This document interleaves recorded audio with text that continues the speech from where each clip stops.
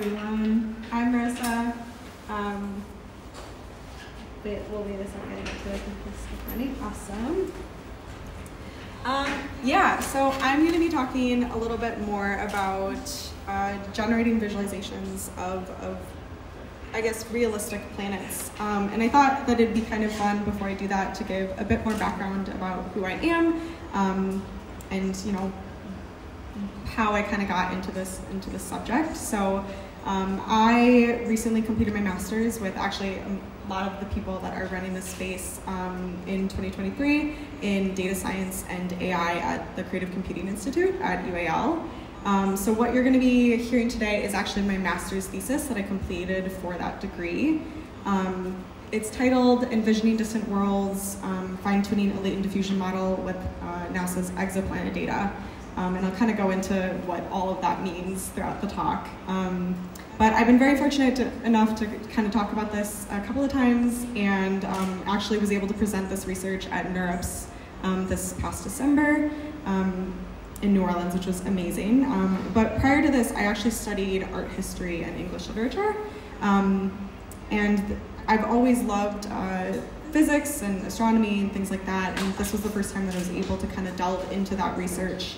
And I mention those things, they seem unrelated, but I mention them, one, because my background in art history was actually really useful and valuable in determining the quality of images and analyzing whether images produced by our model were accurate and up to the standards that I had set for them. And also because I think it's really important when doing a research project to understand that it's not necessary to have all of the background when you do it. That's kind of what the purpose of the research is for. So this is kind of my little passion project. So to kind of jump in, I want to talk a bit about where this idea came from. So when I began this project, I was really interested in integrating generative art with the natural world. And throughout the process of brainstorming and coming up with ideas, I remembered a project completed by NASA's Jet Propulsion Laboratory in 2018. So in this project, JPL hired visual artists and gave them descriptions of near and distant planets and asked them to visualize them as if they were travel destinations. So this entire process took about 5 or 6 months where the artists would visualize a planet and then a group of scientists would review and see if their visualizations were correct and then give recommendations on how they could edit them to be a bit more scientific accurate. So what you're seeing here is actually a couple of the produced visualizations. As you can see, there is this inherent lean towards the creative aspect. And I was really interested in the back and forth relationship between creative pursuits and science and how they could influence each other. And so I built my thesis around this. And now I'll get a bit more into the technical aspects of how that happened. But I knew that when I started this project that I was gonna need a couple of things. So I knew I was gonna be working with a text-to-image model, one that could be trained. I knew I needed a set of training images. I knew I needed a set of text describing those images. And then I knew I needed text to train and validate what I had trained.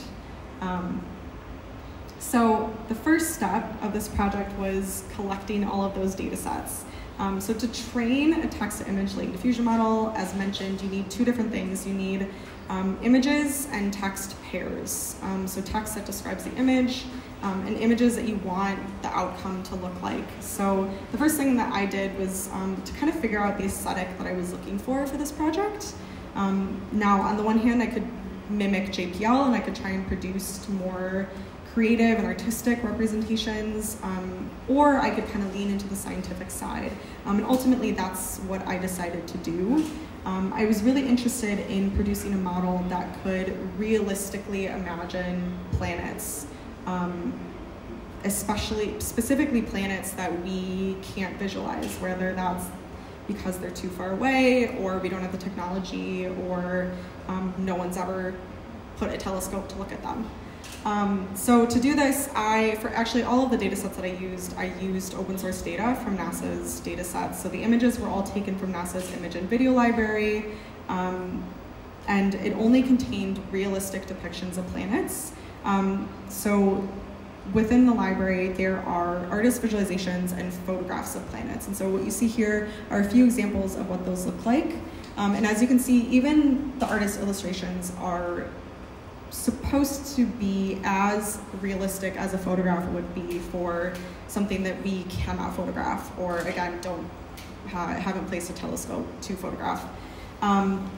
So in total, because I had really strict standards on how I wanted the images to look and how accurate I wanted them to be, there were only 170 images in the NASA's corpus that fit the requirements, which was about a 70% split of artist visualizations to 30% of photographs.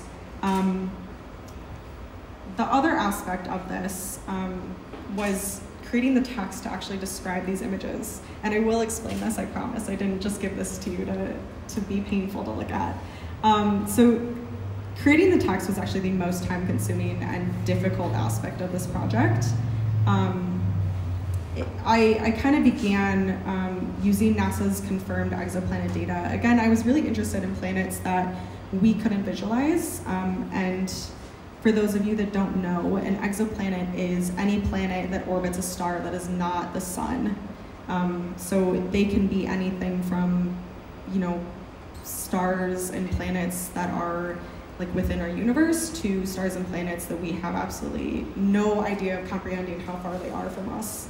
But includes all known information. So in total, there's 5,500 confirmed exoplanets in the universe that we exist in. And this data set consists of every type of information that we have on those planets. So everything from what is it named, who discovered it, how they discovered it, the distance it is from us, the distance between its star and its planet. There's hundreds of different data points related to this. And so what I needed to do was develop a way that translated all of these numeric values into a textual description so that I could feed into my model and actually have it produce like realistic images. This was so difficult because it required a lot of understanding of principles in astrophysics and geology and chemistry to kind of piece together what these different values meant and be able to create a coherent prompt from that. So I didn't use all of the pieces of data. That would just be silly, and there's way too many things to do with that. So this is kind of a glimpse of what the translations looked like based on the types of things that I picked from the data set. So a few of the things, as you'll see, are really strict and standard. So there is things like planet mass and stellar mass. Those are unanimously agreed on within the astrophysical community of what those mean. And I was able to just identify, okay, if the planet mass falls within this category, it means this. There were a few other things, though, that have a bit more nuance and were a bit more difficult to kind of pin down and develop. So, for example, determining a planet's color is one of the most difficult things that you could probably do with a project like this, because color is determined by chemical composition, and it's determined through this process called spectroscopy, where they basically measure how much of a chemical exists in a planet's atmosphere. Most of these planets, because they're so far away, we don't have any type of data on that. And so in order to determine planet color, I had to create a relationship between the equilibrium temperature, so the temperature that the planet is measured at, and what happens in our universe at those temperatures, and kind of make a prediction based on that relationship on what the planet color might look like. Another nuance would be the Roche limit and the impact parameter to determine if a planet is tidal locked. So tidal locking is basically where a planet acts like our moon does to us on Earth. And if you know this, that's super cool. If you don't, we only face one side of the moon at all times because the moon is tidal locked to us. And so basically, the scientific way of explaining that is that the moon orbits the same time around its axis as it orbits around us. So one side of the moon is bright and hot and like a desert, and the other side is extremely cold and dark, basically, because it doesn't face any sun. So because we couldn't determine axial spin based on the data, we had to use the Roche limit. So the Roche limit is the minimum distance between a star and a planet before gravity pulls it in and causes it to be tidal locked. So if the distance of a star to a planet is less than the Roche limit, then the planet is tidal locked, and that significantly impacts how a planet looks. As mentioned, if one side is facing the sun at all times, that side is likely going to be covered in lava and have lava-filled volcanoes that are just constantly going. There's actually a planet that has a sea of lava that's tidal locked like this, and the other side could be completely ice. So there was a lot that kind of went on to develop this type of relationship, and it came down to kind of picking and choosing what was actually valuable and creating seemingly simple descriptions and piecing them together. And so with all of this information, once I had all of this, that was when I was able to create just one single coherent prompt. And I will mention that because this has never really been done before, pretty much all of this had to be hard-coded. There was no way to kind of use like an LLM or something that could predict these types of relationships and give like a singular prompt.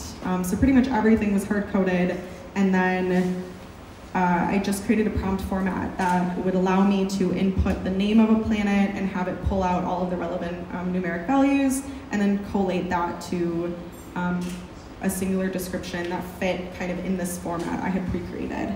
And so the prompts ended up looking like this. These are all of the same prompt for a single exoplanet, and I created 4 different types of prompts for a reason, because I was really curious on testing how information is presented to like a latent diffusion model and how that impacts the accuracy and also the ability for the model to produce images. So to kind of just quickly go over them, mass prompt, ratios prompt, and size text prompt are all very long prompts. And they all actually required configuring the model when training to have longer, be able to intake a longer prompt. It was actually 288 tokens, and if anyone's worked with these models before, typically it's about 77 that they're created with. So mass prompt was, actually there's a couple of things that are synonymous between all 3 of these longer prompts. And the first one is that all of them give justification for why a planet looks the way it does. So they'll describe why a planet is blue because it has a lot of methane on it, or they'll explain that the planet is spinning really fast, causing like a different type of weather pattern and things like that. The differences exist where mass prompt uses a numeric value in relationship to our sun and Earth. So it describes a planet's size as, in this example, 1,373 times larger than the size of Earth. Ratio prompt described the planet size in relationship to our Earth, but it used its as a ratio of its star and its planet to describe how they relate to one another. And then size text prompt completely vacated the idea of using numeric values and just used textual descriptions. So it would say, a gas giant is huge, or like an M-class star is tiny, and things like that. That would make sense if you know more about planets. Those are pretty accurate. And I was also interested, of course, in comparing all of this to a shorter token size, which is what the models are all actually created on. So I created something called 75 tokens, which is a model that completely forgoes all of the numeric values and all of the descriptions and solely strips it down to its basics of the planet is this color, the star is this color, it's spinning fast, that kind of thing.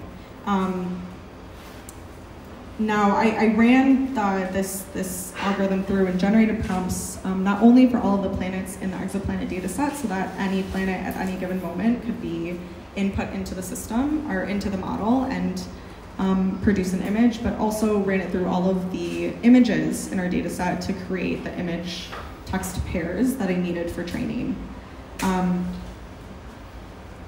pressed the wrong button. So for training, for those of you that are a bit more techie, this is kind of the really basic overview configurations that I used. I initially tested everything with Stable Diffusion 2.0, and after some failed training attempts, I switched to Stable Diffusion 1.5 and had much more success.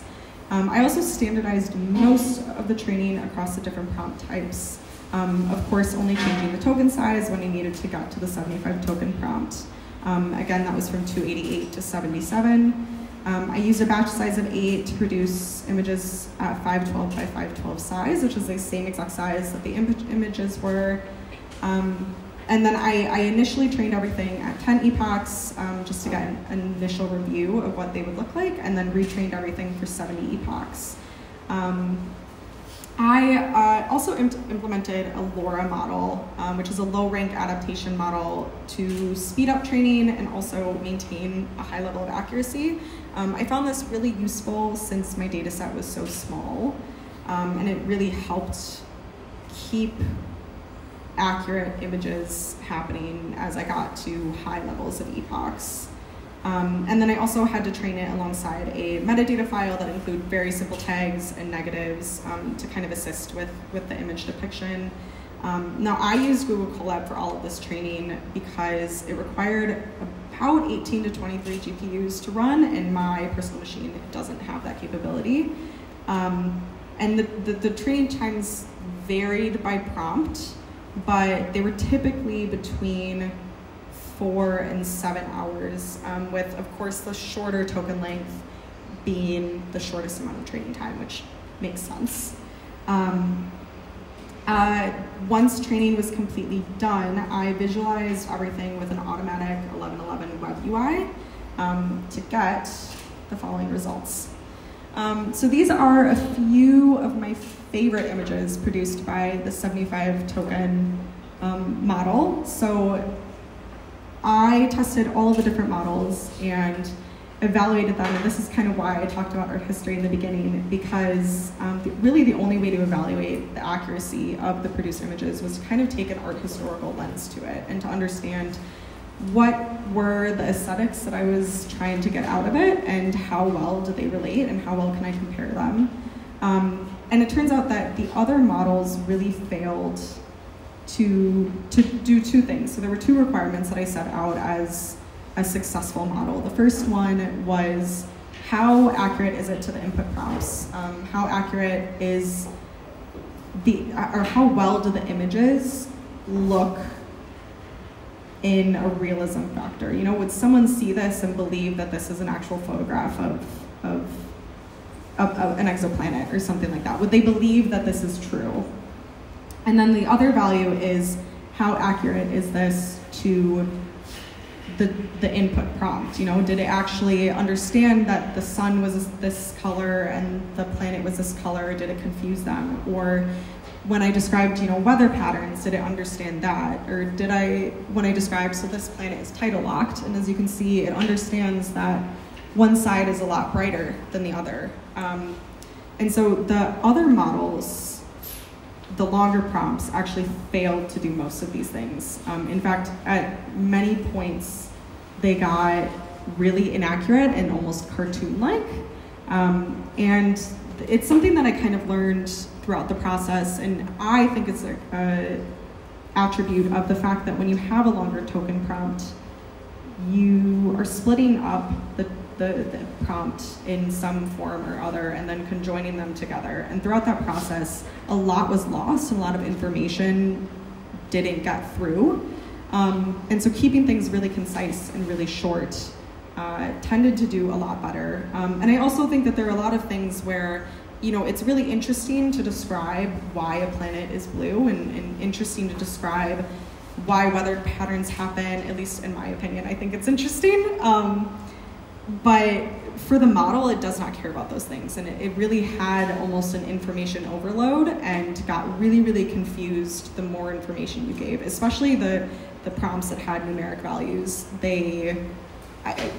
I don't include images of them because they look atrocious and I don't want that associated with this research. But the 75 token prompt, pretty much, these are actually all first get-go images. That was the only way that I determined accuracy. In my opinion, if I needed to consistently regenerate an image, it wasn't as accurate as I wanted it to be, and I wanted to change some patterns and recognitions. And so consistently, this model reproduced accurate images relative to the input prompt and relative to the images that I put and trained the model on. And now I think this all sounds like really fun and really cool and really hypothetical. And this is the part that I love because I think it's super fun, and those that have heard this talk also think it's super fun. Yeah. So on October 1st, James Webb published an official chemical composition of an exoplanet called K2-18b.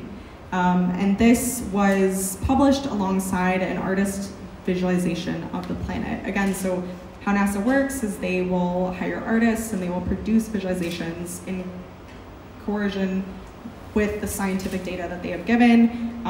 When you have chemical composition, this is pretty much 99% accurate.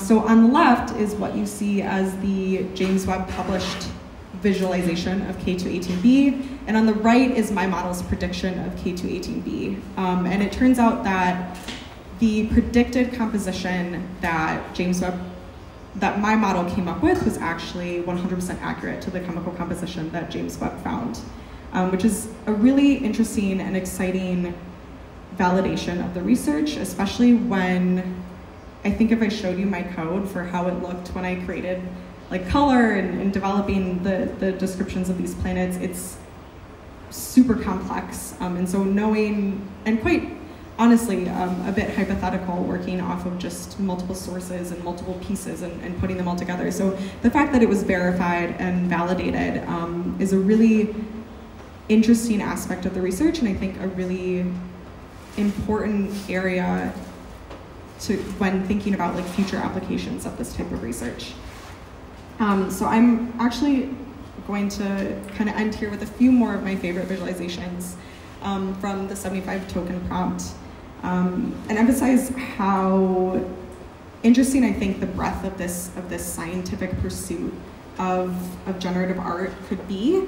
I find such an interest in the unification of this like science and art, and really interesting. And I think when we look at something like this, it's really cool to think of the applications not only like in a scientific community, but also in a world building community of whether that's game design or people interested in envisioning worlds in their head and creating accurate pictures of that, or whether they're writing or something like that. I think there's so many different ways that you can use a more scientific lens on generative art, and it's something that I would love to see a bit more of.